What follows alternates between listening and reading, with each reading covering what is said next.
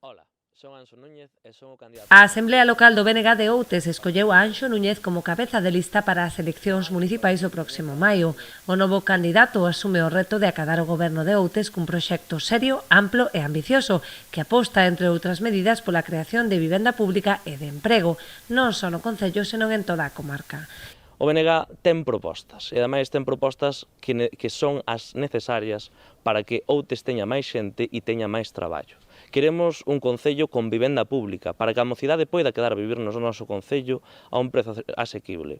E queremos tamén un concello que aposte pola creación de emprego de calidade e sostido no tempo. Queremos un turismo sostible que repercuta en beneficios para a veciñanza durante todo o ano, mas tamén queremos apostar noutros sectores económicos.